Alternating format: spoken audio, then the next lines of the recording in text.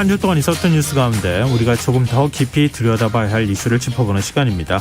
뉴스의 외전, 늘 함께 하시는 패널 두 분 소개해드리겠습니다.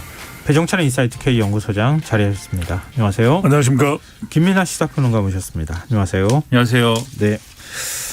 오늘 국회 모습 보면서 모처럼 이렇게 전격적으로 합의할 수 있을까 이런 생각을 좀 하셨을 것 같아요. 두 분도. 이른바 이제 검수완박 법안에 대해서 마주보는 열차처럼 나중에 충돌하지 않을까 뭐 이렇게 걱정을 하는 목소리가 많았는데 박봉석 국회의장 중재로 일단 새로운 안을 만들어서 그 안에 대해서 여야가 모두 동의를 하는 이런 모습을 보였습니다. 일단 이런 상황에 대해서 어떻게 평가하시는지 두 분 말씀 간단히 듣고 좀 더 자세한 얘기 나눠보죠.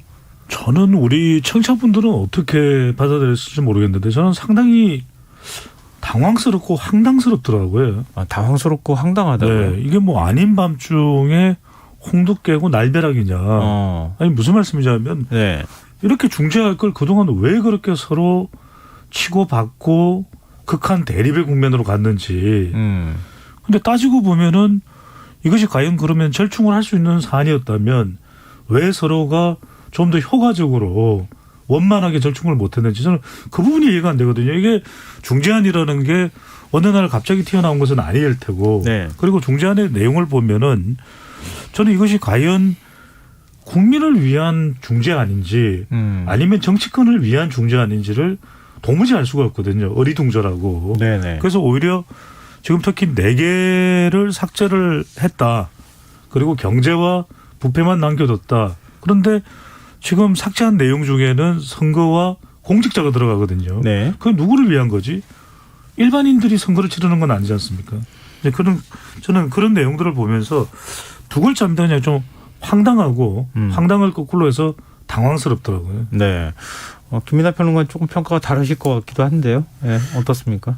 사실 똑같은 사안을 이렇게 얘기할 수도 있고 저렇게 얘기할 수도 있는 거겠죠. 네. 그래서 저는 이 논의가 이제 배 소장님 말씀하신 그런 부분에서 우려도 있는데 그래서 제도적으로 보다 이제 완결적인 어떤 그러한 형태로 절충이 된 것이냐에 대해서는 여전히 의문이 있고 그런 빈 구멍들은 이후에 이제 논의를 해가면서 좀 더 완결성 있게 만들어 나가는 게 필요하다라고 생각을 하면서 네. 동시에 어쨌든 뭔가 합의를 한 것 자체는 또 평가할 만한 일이다라고 생각을 합니다. 왜냐하면 지금 이 얘기를 가지고 민주당이 무슨 여러 가지 꼼수니 뭐니 해가면서 이렇게 네. 밀어붙이는 이 상황 만들어서 국회가 경색이 되고 앞으로 국회에서 해야 될 일이 많은데 아무것도 못하는 상황이 되고 이러면 오히려 그건 이제 안 좋은 일인데 지금 이제 절충을 어쨌든지 간에 이 미봉적으로 어쨌든 했다고 저는 생각을 하는데 네. 일단 이걸 이렇게 해서 이제 묻어두고 예. 추후에 어떤 다른 이 사안으로 논의를 하고 일단은 해결해야 될 문제에 집중하는 것도 필요했다고 봤거든요. 네. 그래서 그런 어떤 계기를 만들었다는 점에 대해서는 어쨌든 평가를 하고 싶습니다. 네.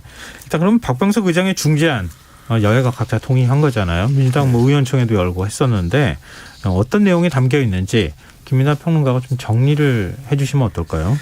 제가 정리를 하겠습니다. 제가 이걸 중재하는 자리에 있지는 않았지만 언론 보도가 이렇게 나와 있기 때문에 네. 저도 없었어요. 아 그러셨습니까? 네. 배 소장님 같이 중요한 분들은 거기다 배석해서 이제 보는 줄 알고 아쉽네요. 네, 아쉽습니다. 그럼 김성환 평론가님 혹시 그만해요. 이 보도된 것은 일단 검찰의 이제 직접 수사권과 기소권을 분리한다. 그리고 직접 수사권은 뒤에 이제 논의가 마무리될 때까지 한시적으로 일단은 유지를 하되 어쨌든 목표는 수사와 기소 검사를 조직적으로 이제 분리하는 거다. 이 점에 이제 이러한 원칙에 합의를 한 거고요. 네. 그리고 지금 6대 범죄를 검찰이 이제 직접 수사할 수 있게 되어 있는데 네. 이게 공직자, 선거, 방위사업, 대형 참사를 제외하고 부패와 경제 부분만 남기자. 그래서 검찰의 직접 수사 자체를 일단은 이렇게 이 정도 숫자로 줄인다. 네. 일단 이것에 합의를 한 겁니다. 그리고 이를 위해서 특수부도 축소하고 검사 수도 이제 제한을 하는 거고요. 그리고 그동안 이제 검사들이 이제 수사를 하면서 여러 가지 이제 좀 문제가 많았다라고 평가를 받았던 별건 수사 있지 않습니까? 네. 이 별건 수사를 금지하는 조항을 만든다라는 게 또 합의가 됐습니다. 네. 그리고 이 줄어든 이 검찰이 더 이상 이제 직접 이 수사를 하지 않는 이 영역은 그러면 다른 누군가는 수사를 해야 되는데 예. 그것은 중대범죄수사청 이 가칭 이제 한국형 FBI 이걸 이제 만들어 가지고 여기서 이제 논의를 하자는 건데 네. 이 조직은 그러면 어디다가 어떻게 어떤 형식으로 만들 것이냐는 사법개혁 특위를 구성을 해가지고 이 특위 구성 후 6개월 내에 논의를 마무리를 해서 입법 조치를 하고 입법 조치 후에 1년 이내에 조직을 발족하는 것을 목표로 하기로 했습니다. 그리고 앞서 말씀드린 한시적으로 인정됐던 검찰의 직접 수사권은 중수청이 출범하면은 폐지를 하는 거고요. 네. 다만 이제 공수처 공무원의 범죄는 여전히 이제 검찰이 다루는 걸로 하고 예. 이러한 내용이 담긴 이제 검찰개혁 관련 법안은 4월 중에 처리를 하고 그리고 이 처리한 다음에 4개월 후에 이 개정안을 시행을 한다라는 거에 대해서 중재를 했다라는 겁니다. 네. 저 말씀 들어보니까 그동안에 이제 기소와 수사를 분리한다. 그러니까 검찰은 기소청으로 두고 그리고 수사를 전담하는 별도의 어떤 기구를 만든다. 이 큰 대원칙이잖아요.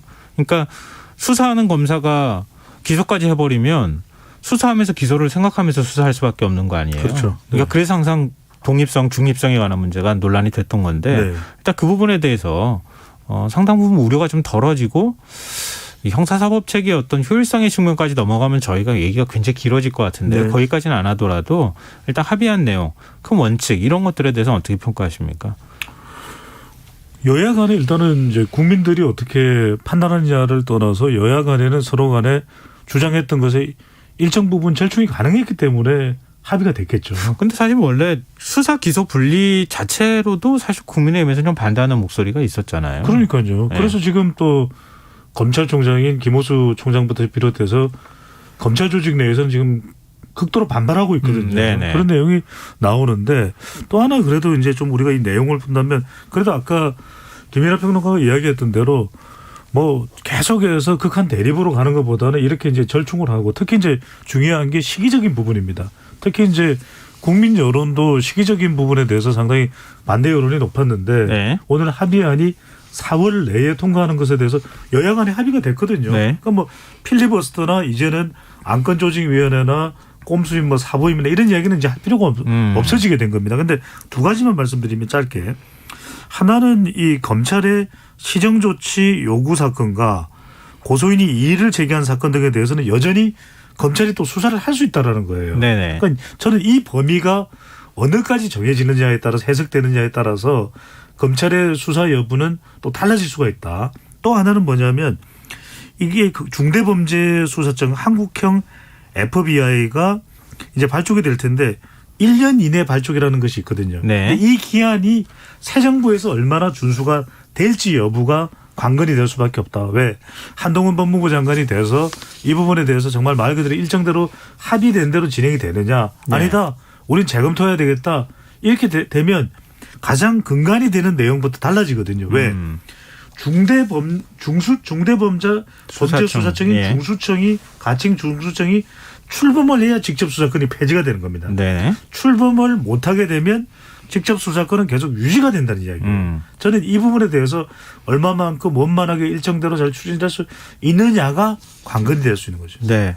지금 검찰 지휘부가 총사퇴하는 초유의 사태가 발생하고 있는데 왜 검찰이 조직적으로 반발하고 또 새 정부의 그 법무부 장관이 누가 될지 모르지만 하여튼 법무부 장관이 우린 지금 뭐 이것에 대해서 동의하지는 않는다고 한다거나 아니면 수사 여기 보면은 다른 수사기관 역량 수준에 이르면이라고 하는 표현이 들어갔는데 뭐 중수청을 설치하는 것도 행정부 역할이 있을 테고요. 그렇죠. 역량이 안 됐다고 자꾸 평가를 해버리면 계속 수사 기소 분리는 뒤로 늦춰질 가능성이 있다. 이런 부분을 좀 지적한 것으로 보이거든요. 김민하 평론가 어떻게 생각하세요? 일단 뭐 검찰이 반대 의견을 낼 수는 있다고 생각을 합니다. 왜냐하면은 지금도 이제 어쨌든 검찰의 논리는 이 6대 범죄만 이제 직접 수사를 할 수 있게 만들어 놓은 이 수사권 조정 이후에도 상당 부분 어쨌든 현장에서는 이제 부담이 가중되고 있다라는 거잖아요. 그리고 실제로 이제 일선의 변호사들이나 뭐 이런 목소리들이 나오는 거를 들어보면은 일정 부분 아직은 이 수사권 조정을 한 결과가 안착된 상황은 아니다라고 생각이 돼요. 그건 네. 사실이니까 예. 어쨌든 시간이 더 필요하다라는 측면에서는 주장을 할 수가 있겠는데 근데 이 주장의 방식이 예를 들면 오늘처럼 뭐 주요 간부들이 뭐 다 사표를 낸다거나 네. 뭐 이렇게 해야 되는 거냐 그건 상당한 의문입니다. 네. 이 검찰 조직의 수장인 검찰총장은 제가 볼 때는 뭐 사직을 하는 이제 방식으로 이런 사안에 책임을 지는 뭐 그런 결단을 할 수 있다고 보지만 네. 나머지 간부들은 이제 검찰총장 정도의 어떤 그 정도의 어떤 지휘와 역할을 부여받은 자리는 아닌 거잖아요. 그러면 이렇게 다 그만두면은 그럼 실제 본인들이 이제 검사들이 주장했던 이 수사의 어떤 여러 가지 역량의 구멍이나 이런 것들이 사표를 내므로써 더 심각한 상황이 될 수가 있는 건데 좀 무책임한 그런 방식은 취하지 않았으면 좋겠다라고 생각을 하고 네. 그럼에도 불구하고 어쨌든 이 지금 절충한 거에 대한 우려는 제가 볼 때는 뭐 있을 수 있습니다만 법조계 일반에서도 의견이 좀 분분할 거라고 저는 생각을 하는데 왜냐하면 이게 개념적으로 막 이렇게 근본적으로 가면은 이게 끝까지 해소가 안 되는 부분들이 있어요. 그러니까 수사 기소를 분리를 한다고 했는데 그럼 수사라는 거는 어디까지를 수사라고 볼 것이냐 뭐 이런 것들이 있잖아요. 네네. 그래서 오늘 권성동 원내대표의 경우에는 그래도 우리가 보안 수사권을 지켜냈다 뭐 이런 논리로 네네. 얘기를 하고 있는 건데 예. 근데 뭐 그런 어떤 법적인 논란까지 제가 뭐 여기서 정리할 수는 없는 것이고 그래서 종합적으로 봤을 때 그런 어떤 여러 가지 무리수들을 메우는 작업들을 이후에 쭉 해나가야 되는데 그러기 위해서는 검찰의 역할도 필요하고 필요가 없는 게 아닙니다. 그런 작업을 잘 해낼 수 있도록 협력하는 게 중요하다고 생각하고요. 그리고 이게 모든 문제가 법 조항 가지고 해결되지 않습니다. 결국은 네. 수사기관 간의 역할 배분이라는 거는 결국 관행이라든가 어떤 종류의 이제 합의로 이제 이루어질 수밖에 없는 거기 때문에 그러한 합의를 안착시킬 수 있도록 하는 역할을 또 이 검찰이라는 공무원들이 해야 되는 거거든요. 네. 그러니까 자기들의 역할을 좀 직시하고 그 역할을 다할 수 있는 그런 자세를 갖춰줬으면 좋겠습니다. 네, 이 집단 반발의 형태로 나오는 것은 바람직하지 않다 이런 지적을 좀 해주셨는데요. 뭐 말씀하시다가 보안 수사 관련한 얘기를 한 거예요. 근데 지금 이제 검찰이 뭐 아까 이제 권성동 원내대표도 얘기했다고 하는 것처럼 수사권이 폐지가 된다 하더라도 예를 들어서 이 그 고소인이나 고발인의 인권이나 이런 문제들이 있을 수 있는 거 아니에요? 수사한 내용이 이건 좀 부당하다라고 하면 이의 제기를 해서 보안 수사를 요청할 때 그때 검찰이 그 부분을 좀 바로잡거나 시정할 수 있는 뭔가의 조항이 필요하지 않겠느냐. 근데 이 부분이 굉장히 논란이 많이 됐던 거거든요. 제가 아까 말씀드렸던 그 부분입니다. 그래서 검찰 시정 조치 요구 사건과 이게 합의안의 네 번째 항이거든요. 고소인이 이의를 제기한 사건 등에 대해서는 이 검찰 수사가 보완이 될 수 있게끔 돼 있거든요. 네. 근데 자, 이 대목은 근데 이건 굉장히 필요하다고 그동안에 많이 요구를 했었어요. 변호사께도 얘기하고 검찰도 요구를 해왔었던 거고. 필요한데 지금 합의 중재안이 이 이제 마련되고 난 이후에 국민의힘과 그동안 검찰은 보조를 거의 비슷하게 동일시 해왔거든요. 그렇지 않습니까? 그런데 지금 네. 검찰이 이 안에 대해서도 반발하는 것에 대해서 국민의힘에서 딱히 반응은 안 나와요. 예. 그 이야기는 어떤 의미를 좀 담고 있느냐 하면은 여기서 중요한 것이 저는 2년 후입니다. 그러면은 지금 합의한 일정대로 1년 내에 안 되고 2년 뒤면 어떤 현상이 벌어집니까?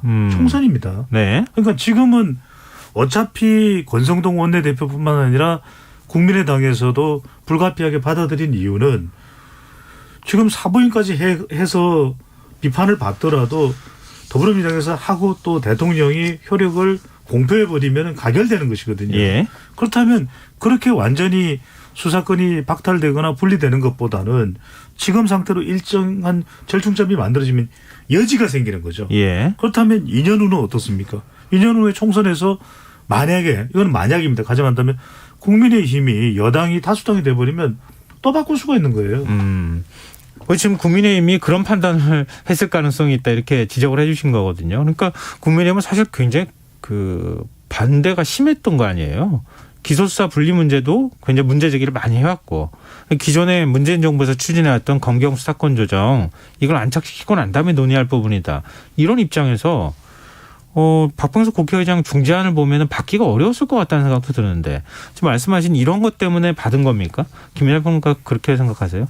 제가 뭐 국민의힘 원내지도부는 아니니까 어떤 의중일지는 모르지만 그런데 이런 건 있을 것 같아요. 그러니까 민주당이 뭐 다수 의석을 가지고 있기 때문에 그리고 박병석 국회의장이 어쨌든 이번에 중재하는데 가장 중요한 역할을 했다고 보지만 그래서 일방적으로 뭐 민주당의 편을 든 건 아니다. 네. 이렇게 생각할 수 있는 대목이지만 하지만 국민의힘과 윤석열 당선인 인수위 등등이 이제 생각할 때는 충분히 이제 가능한 시나리오라고 봤을 거예요. 민주당이 밀어붙여가지고 예. 결과적으로 다수의 이제 의석으로 결국 검수완박을 달성할 것이다. 이거는 제가 볼 때는 이 대선 기간에도 네. 상정한 시나리오 중에 하나였다고 보고요. 그러면 네. 여기에 대응할 수 있는 여러 가지 시나리오들을 각각 고민을 했을 겁니다. 그래서 이제 처음에 한동훈 법무부 장관 후보자가 지명이 됐을 때도 네. 그런 얘기 많이 나왔거든요. 결국 돌고 돌아서 예를 들면 이 뭐 중수청이라든가 이런 기구가 법무부 산하에 설치될 가능성이 높고 그렇게 될 경우에는 법무부 장관이 예를 들면 청와대 뭐 민정수석도 없어진다고 하고 그러면 그 역할 일부도 할 것이고 상설특검이라는 뭐 이런 칼자루도 있고 네. 거기다 중수청도 있고라고 하면은 이게 사실 검찰도 지금 뭐 이렇게 공중분해되고 뭐 그러한 모습처럼 보일 수 있지만 결과적으로 그런 것이냐 아닐 수도 있다 뭐 이런 이제 관측도 많이 있는 거잖아요. 네네. 거기에 더불어서 지금 배 소장님 말씀하신 것처럼 결국 이런 일정을 고려를 해봤을 때 검수완박을 원칙적으로 그렇게 하는 것으로 한다. 그러니까 수사기소 분리를 하는 걸로 한다라는 원론은 정해져 있을지 몰라도 디테일을 어떻게 정하느냐는 시간을 두고 지금 논의를 한 거기 때문에 네. 이게 지금 말씀하신 대로 의석수라든가 아니면 정치 상황의 변화라든가 혹시 모르죠. 뭐 앞으로 이 구도가 어떻게 될지 정치 구도가 어떻게 될지 이런 모든 것이 앞으로 이제 장담할 수 없는 것이기 때문에 그러한 여지를 두고 여러 가지 시나리오를 그려놓은 결과로 이제 수용을 했다라고 볼 수도 있겠죠. 그럼 예를 들면 이제 중재안을 만들 때 자, 그러면 6개월 뒤에까지 중수청을 설치한다. 중수청 설치해서 6개월 평가 후 최대한 1년 이내에 중수청이 모든 수사권을 넘겨받는다. 이렇게 그냥 딱딱 다 구체적으로 명문화하지 않았기 때문에 계속 역량평가 늦추고 조직 설치하는데 좀 시간이 더 필요하다고 늦추다 보면 다음번 총선까지 갈 수 있다. 그러니까요. 그런 이제 생각을 했었을 것이다. 시나리오로 그런 것까지도 아마 고려했을 것이다. 왜냐면 이 검수완박 중재안을 반드시 지켜야 된다. 네. 그런 건 어디에도 없지 않습니까? 의무 네. 조항이 아니니까. 예. 이건 합의 중재안이니까. 그럼 민주당이 그걸 몰랐을까요? 과연 민주당은 강행 처리하겠다는 분위기가 굉장히 강했잖아요. 근데 왜 그러면 이 중재안 받았을 거라고 여론이죠. 보십니까? 국민 여론이 너무 안 좋으니까. 네. 국민 여론이 오히려 검찰의 동정 여론이 생길 정도로 안 좋아지니까 예. 이 부분에 대한 우려가 다분히 생겼다고 봅니다. 이 각에서는 지금 대통령이 마지막 거부권을 행사해야 된다는 여론까지 나올 정도거든요. 그러니까 이 여론이 부담되면 지방선거까지 이어지는 거죠. 그러니까 지난 2018년 지방선거에서 압승을 했던 것이 더불어민주당인데 네. 검수완박을 더 강행했다가는 지금 인사청문으로 여러 가지 논란을 겪고 있는 것이 윤석열 당선인이고 국민의힘인데 네. 오히려 그 후폭 부분은 지금 검수완박 때문에 더불어민주당을 향하고 있는 상황이 되고 있거든요. 네. 이 부분에 대한 부담이죠. 절차적 흥결성.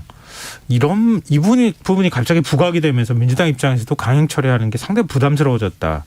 김나 평론가도 동의하십니까? 이 부분에 대해서? 그래서 지금 이제 배 소장님 말씀하신 것처럼 이제 선거 영향이라든가 이런 건 생각하지 않을 수가 없는 게 지금 민주당은 공격수가 돼야 되는 그런 상황이지 않습니까? 예, 인사청문회 그렇죠. 앞두고 있고. 야당이나 다름이 없으니까. 그렇죠. 그리고 뭐 추경 빨리 편성하자 뭐 이런 얘기도 해야 되고 부동산 대책 세우자 뭐 이렇게 막 공격을 해가면서 이제 선거 전략을 세워야 되는 시점인데 검수완박 이거 방어하느라고 이 뉴스를 집중시켜 버리는 거잖아요. 예. 그런 상황이 첫 번째가 있겠고 두 번째는 결국은 이제 절차적 문제 지금 말씀하신 것처럼 자당 소속 의원을 임의적으로 탈당하게 만든 다음에 그것으로 이제 제도 원래는 이제 소수당이 자기 목소리를 내기 위해서 있는 제도를 악용해가지고 일종의 패스트트랙처럼 우회해가지고 활용하고 뭐 이런 방식이 국민들이 보기에는 이게 수사 기소 분리를 원칙적으로 찬성한다 하더라도 저런 방식으로 하는 것이 맞는 거냐라는 의문을 또 불러일으킨 게 사실이거든요. 네. 그래서 이런 부분에 대한 여론 악화가 있다라는 게 두 번째로 민주당이 고려한 사안이라고 보고요. 세 번째는 결국 박병석 의장이 도와주지 않으면 절차적으로 어려운 상황이지 않습니까? 법안 상정 안 하면은 뭐 그렇죠. 시간 늦추면은 원래 민주당의 의도대로 될 수가 없는 거죠. 그렇죠. 그리고 네. 국민의힘이 필리버스터에 결국 본회의에서 나설 경우에도 이 필리버스터를 저지시킬 수 있는 180석을 지금 모으기가 어려운데 네. 근데 국민 여론이 좋고 이러면 또 180석을 왜 못 모으겠습니까? 네. 조금만 더 모으면 되는데 여론이 안 좋으니까 이것도 못 모으지만 어쨌든 이걸 못 모으면 결국 회기 쪼개기를 해가지고 필리버스터를 또 완력으로 이제 그냥 종료시켜야 되는데 이거 하려면 박병석 국회의장이 분명히 다 동의해줘야 되거든요. 예. 안건 상정해서 처리를 할 수 있게 해줘야 되는데 오늘 박병석 의장 태도는 그게 아니지 않습니까? 만약에 중재를 받아들이지 않으면 난 아무것도 안 하겠다라는 얘기를 했다라고 예. 이 보도가 되는 거거든요. 예. 그러니까 민주당 입장에서도 더 강행할 수 있는 동력과 현실적인 여건이 안 됐던 거죠. 이 부분은 말씀 안 드릴 수가 없는 게 왜냐하면 네. 제가 한 방송에 출연할 때 박홍근 더불어민주당 원내대표가 바로 앞순서에 출연을 했거든요. 네. 근데 그게 목요일이었어요. 목요일.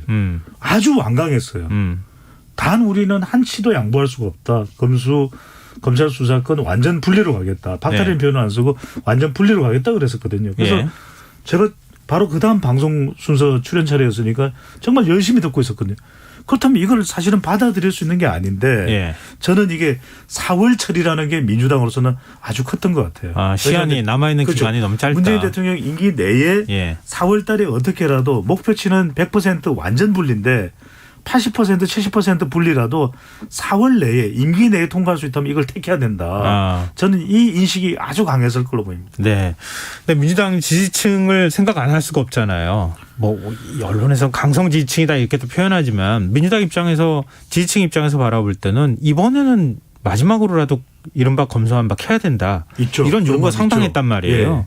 민주당 입장에서 선거를 앞둔 상황에서 지지층이 이렇게 강력한 요구를 하고 있는데 우린 현실적으로 안 됩니다. 얘기하기 굉장히 어려웠던 거 아니냐. 물론 국민 여론 좋지 않고 보수 쪽에서 상당히 반발하고 있지만 그래도 뚫고 가야지 그 지지층을 안고 지방선거까지 갈 수 있었던 거 아니냐. 이런 게 있었단 말이에요. 그러니까 검찰 기소수사 분리 문제에 대해서 여러 가지 수사를 잘못한 부분이나 이런 것들에 대한 좋지 않은 감정 이런 거 다 두고서라도 예, 예.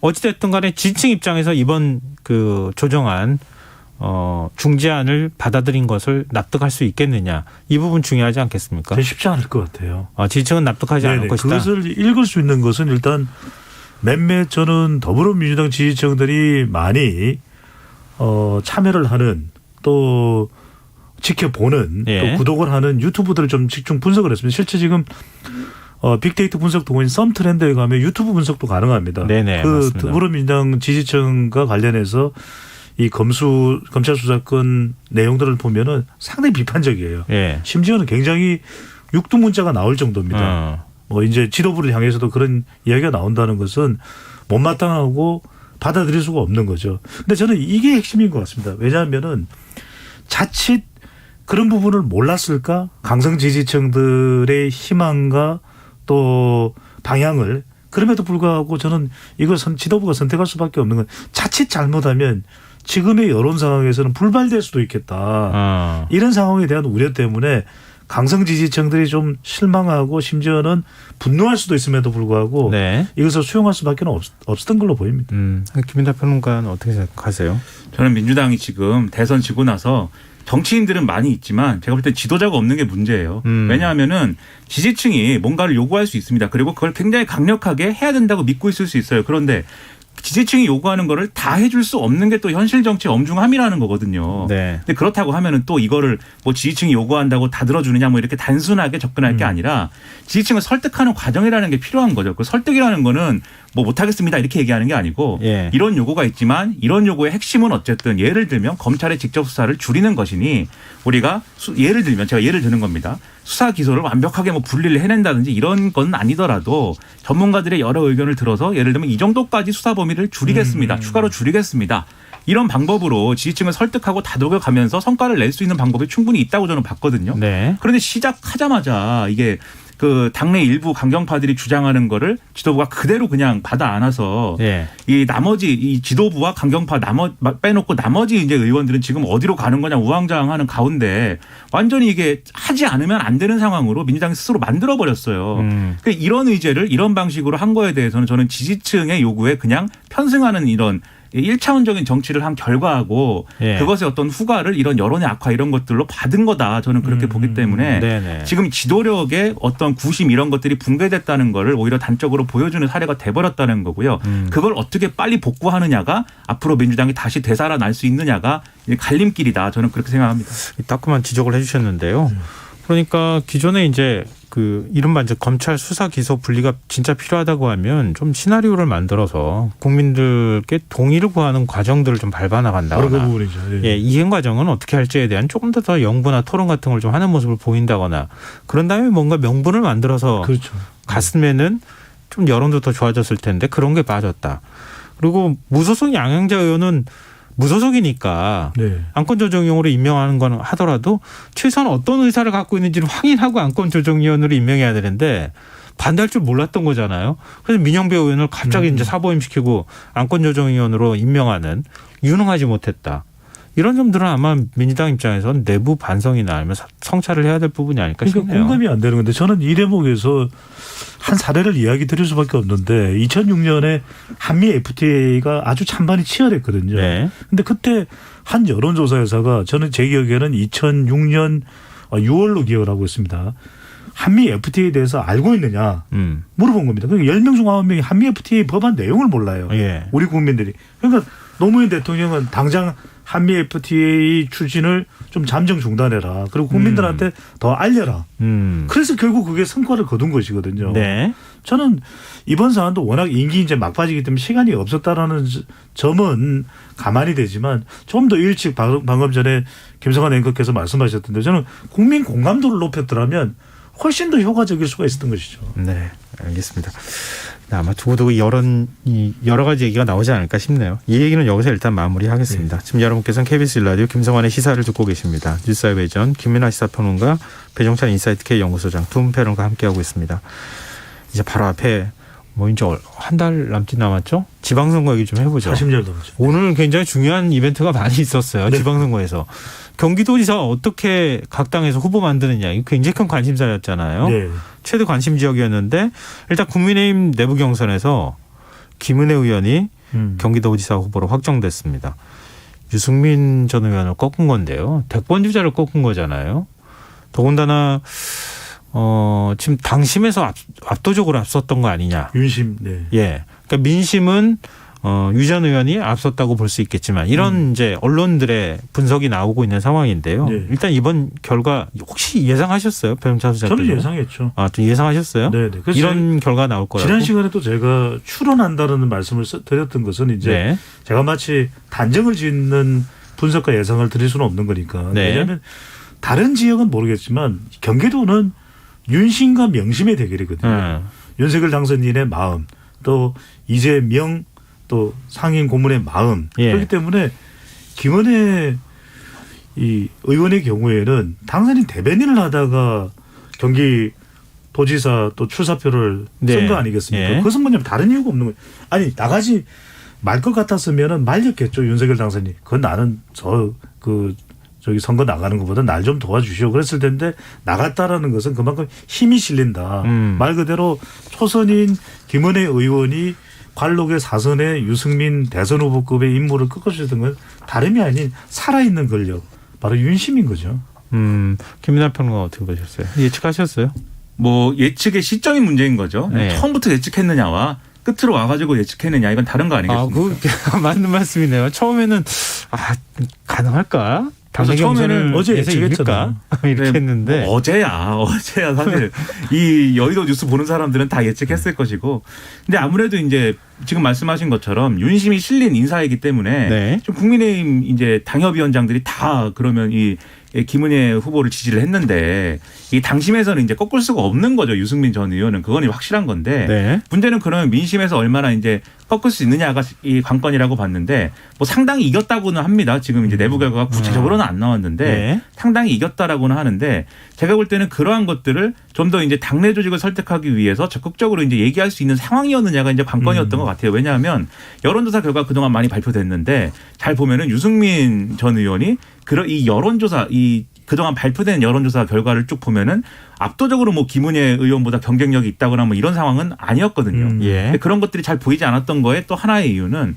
유승민 전 의원 조직적으로는 좀 이 열세여도 이슈 파이팅에서 앞서는 그런 상황들을 많이 만들어냈으면은 이런 것들을 뒤집을 수 있는 그런 어떤 포인트를 찾아낼 수가 있었는데 정치 뉴스가 다 인사청문회하고 이 검수완박하고 이런 것을 다 쏠려버리면서 유승민 김은혜 토론을 많이 했거든요. 네. 이 토론 내용에 뭘 했는지 이런 거를 하나도 몰라요. 기억이 안 나요. 네. 그러다 보니까 유승민 전 의원이 그나마 자기 장점을 발휘할 수 있는 공간은 다 없어져 버린 거죠. 그러면 질 수밖에 없는 선거가 돼버릴 수밖에 없는 거고 뭐 이 정계 은퇴하려다가 마지막 승부를 걸어본 선거였지만 결국 이렇게 아무것도 보여주지 못한 상황에서 끝나게 된 건데 그런 면에서 저는 어쨌든 상당히 아쉬운 결과일 것이다라고 생각합니다. 네. 유 전 의원이 SNS에 공정도 상식도 아닌 경선이었다. 2016년 진박감별사들이 칼춤을 추선 때와 똑같다. 이런 말을 남겼어요. 지금 이른바 이제 윤심이 지나치게 작동하고 있다. 예전에 이제 친박이냐 아니냐, 뭐 이거 가지고 진박이냐 이 진박 감별사 나왔던 그 시절이 이제 떠오르도록 만드는 그런 발언이었는데 실제로 뭐 충남지사 후보는 당내 후보는 김태흠 의원으로 정해졌고 네. 그다음에 당선인 특별 고문이었던 김영환 의원이 충북지사인가요? 그렇죠. 예. 네. 확정이 되지 않았습니까? 확정됐습니다. 이런 식으로 지금 윤심이 지나치게 작동하는 거 이것도 좀 나중에 가서 부담스럽거나 문제가 생기는 거 아니냐 이런 우려에 대해서는 어떻게 보세요? 부담스럽죠. 근데 여기서 핵심 뭐냐면은 유승민 전 의원이 패배를 맛보고 난 이후에 본인의 SNS에 2006년에 친박 감별사 그 칼춤을 보는 듯하다는 표현을 썼지만 결국 뭐냐면 윤석열 당선인이 노골적으로 드러내놓고 그래 김은혜 의원 도와주시오 이렇게 한 건 아니거든요. 예. 왜냐하면 자연스럽게 당원들이 그렇게 인식을 해버린다라는 것이 더 큰 문제가 되는 거죠. 그러니까 이게 적어도 광역단체장 후보고 기초단체장 후보가 일단 지방선거에서는 그 인물의 댐댐이를 평가를 받아야 되는 것인데 그게 아닌 겁니다. 그러니까 윤석열 당선인과 가까우냐 뭐냐. 그러니까 오히려 상대적으로 윤심이 잘 전해지지 않고 있는 부산은 지금 대구는 TK 지역 대구는 대구 같은 경우에는 특별히 윤심 논란이 안 나오고 있거든요. 지금요. 오히려 박심과 홍심인 것이지. 그러니까 이게 특히 이제 경기도가 바로 최측근에서 지근거리에서 있던 김은혜라는 인물이 등장했기 때문에 그러니까 유승민 전 의원이 이게 아쉬울 거예요. 좀 말려주지. 김은혜 의원이 못 나가게 나를 좀 형님인데 그래도 유승민 형님을 좀 밀어주지. 그 아쉬움이 따르겠죠. 근데 이게 윤심 논란이 결국에 가서는 이제 당내 분열이나 뭐 개파 이런 걸로 이어질 것에 대한 어떤 우려가 있는 거잖아요. 네네. 근데 이번에 이제 유승민 전 의원의 사례를 근데 과거 보면은 이제 뭐 총선 때 예를 들면 2016 총선 때는 진박 감별사 등장하고 이러면서 결국 패했잖아요. 그렇습니다. 네. 근데 그런 결과를 낳지 않을까 이런 생각을 할 수 있는 건데 네. 거기서 봐야 될 게 이 만약에 개파 논란이 불거진다고 했을 때 윤심, 그러니까 친윤은 분명하죠. 지금 구도가. 네. 반윤에 누가 서 있는 것이냐를 생각을 해보면 그 반윤의 중심이 또 유승민 전 의원인 건 아니거든요. 경쟁했던 대권 주자였긴 했지만 네. 정계 은퇴하려다가 이제 경기지사 경선에 나온 인물인데 반윤의 중심, 구심적 역할을 할 수 없는 것이었고 그러면 우리가 그동안의 이 구도를 보면은 당장 떠올릴 수 있는 게 사실은 좀 이게 무게감의 차이는 있습니다만 안철수 위원장하고 결국 이준석 대표예요. 근데 벌써 이게 상당한 이 정치적인 어떤 기반의 격차가 크지 않습니까? 더군다나 이준석 대표는 갑자기 또 무슨 윤리위에 올라와 가지고 또 이거를 해야 되는데 이러다 보니까 이게 당분간 반윤 뭐 또는 비윤의 개파가 이렇게 좀 일률적으로 쭉 형성되기는 상당히 어려운 국면이 되지 않을까 싶습니다. 지금은 뭐 비윤이라고 평가할 만한 세력이 그렇죠. 거의 없죠. 없다시피 그렇죠. 한 상황이니까 이제 그런 건데 무엇보다도 유승민 전 의원 앞으로 정치적 미래 어떻게 되는 겁니까? 저는 은퇴 가능성이 높지 않을까 싶어요. 원래 은퇴하려고 그랬는데 지금 경기지사로 예, 출마한다고 얘기했었잖아요. 그러니까 지금 특별히 재기할 만한 기반이 유지되고 있는 것도 아니고 실제로 이번 경선은 정치적으로 아주 큰 타격이거든요. 예. 게다가 또 하나 중요한 것이 TK에서 재기할 수 있는 발판을 만들고 싶다 하더라도 지금 박근혜 전 대통령이 와 있어요. 예. 그러니까 이래저래 유승민 전 의원은 안타깝고 아쉽겠지만 정치적으로는 사면 초과 상태고 저는 정계 은퇴 수순을 밟을 가능성이 높을 걸로 봅니다. 김민하 평론가 특별히 다른 의견 없으시면 민주당 얘기로 좀 넘어가서 얘기를 해보죠. 뭐 한마디 덧붙이자면 선거 졌는데 SNS에 그렇게 쓰는 것은 제가 볼 때는 뭐 일반적인 반응은 아닌 것 같아요. 졌으면 일단 뭐 증거에 대해서 결과에 대해서 겸허히 받아들인다 뭐 이 정도 메시지 내고 그다음 상황을 모색하는 게 맞는데 그렇게까지 날선 반응을 보인 것에 대해서는 어떻게 평가할지 좀 의문이다. 왜냐하면 그런 반응을 남겨놨기 때문에 앞으로 뭔가 하겠다는 거냐 이런 얘기도 될 수가 있고 아니면 그냥 하고 싶은 얘기 하고 끝내자는 거냐 뭐 이렇게 얘기할 수도 있는 것이기 때문에 잘 알 수는 없는 일이지만 외통수에 몰려 있다라는 거는 뭐 분명한 사실인 거죠. 네. 뭐 지금 이거는 선거에서 이긴 건 아니니까요. 당내 경선을 그럼요. 거치는 거니까. 네. 민주당 경기지사 후보 경선 이제 오늘 시작됐습니다. 김동연 전 대표, 오늘부터입니다. 네. 김동연 전 경제부총리하고 안민석 의원, 염태영 전 수원시장, 조정식 의원 이렇게 사파전이 펼쳐지는데요. 네. 결선 투표까지 도입이 됐어요. 그렇죠. 지금 어떤 결과가 나올까요? 결선 투표가 이제 변수가 되는데 첫 번째 우리가 생각할 수 있는 것은 가장 중요한 게 이게 경기도는 또 윤심과 명심의 대결을 말씀드렸으니까 이재명 더불어민주당 상임고문의 마음이 어디가 있냐. 지금 나오고 있는 여론조사를 저는 뭐 사심 없이 중간지대에서 객관적으로 분석을 해보면 대체적으로 여론조사 지표는 김동연 전 부총리 쪽으로 명심이 항해 있는 것으로 추론돼요. 추론됩니다. 네네. 그런 결과가 나오기 때문에 김동연 전 부총리가 1차 경선에서는 상당히 유리한 국면으로 갈 것이다라고 전망이 되고요. 그런데 네. 이제 결선 투표가 변수가 될 수 있을 것 네. 같아요. 결선 투표에서는 뭐 안민석 의원이든 또는 염태영 전 수원시장이든 올라가게 되면 나머지 표를 반 김동연 전선을 형성할 수가 있거든요. 그런데 결선 투표도 따지고 보면은 권리당원과 그리고 또 국민 도민 여론조사인데 예. 그렇다면 그때는 명심이 작동 안 할 것인가?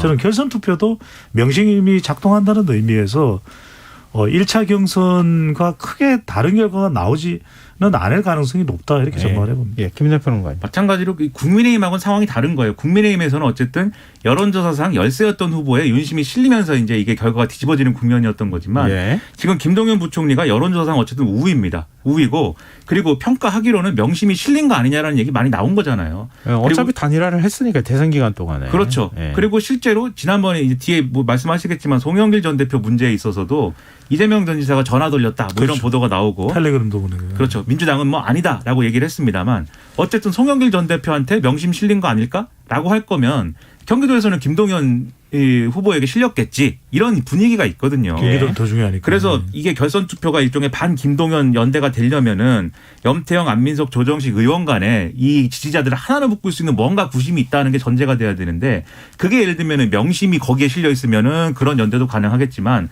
그게 아니라 반대의 상황이기 때문에 저는 뭐 결선 투표도 배 소장님 말씀대로 크게 이제 뭐 변수는 안 될 것 같다는 생각입니다. 그러니까 그 김성환 의원께서 말씀하셨던 대로 네. 국민의힘으로 봤을 때 친윤 또 비윤 반윤이 사실 친윤에 대항하는 비윤 반윤이 있기 힘들거든요. 지금 예, 상황에서. 예. 마찬가지로 대선 직후기 때문에 지금 시점이 반 이재명 전선 연대가 강고하게 견고하게 예. 형성되기도 어렵다는 거죠. 네. 근데 결론적으로 두 분 말씀 들어보니까 이번 경기지사 선거는 어떤 후보가 민주당에서 뭐 최종 당내 후보가 된다 하더라도 윤심과 명심의 대결 구도가 다시 재현되는 그렇죠. 네. 제2의 대선의 어떤 구도가 만들어질 가능성이 있겠다. 2라운드죠. 네, 그러게 말이에요. 근데 그런 면에선 어떤 결과가 나올지 좀 흥미롭게 지켜봐야 될 부분이 아닐까 싶습니다. 그리고 청취자 6799님께서요. 세 분 토론 너무너무 잘 듣고 있습니다. 마음은 음료 쿠폰이라도 보내드리고 싶습니다. 이런 문자 보내주셨네요. 우리가 보내드려야죠. 우리가 보내드려야 되는 것 같은데. 네, 보내드릴 거죠. 네. 네. 바깥에서 반응이 없으세요. 아니요. 보내주실 거예요. 네. 뉴스아이전 여기서 마무리하겠습니다. 지금까지 김민하 시사평론가 배정찬 인사이트 K 연구소장 두 분과 함께했습니다. 고맙습니다. 고맙습니다. 고맙습니다.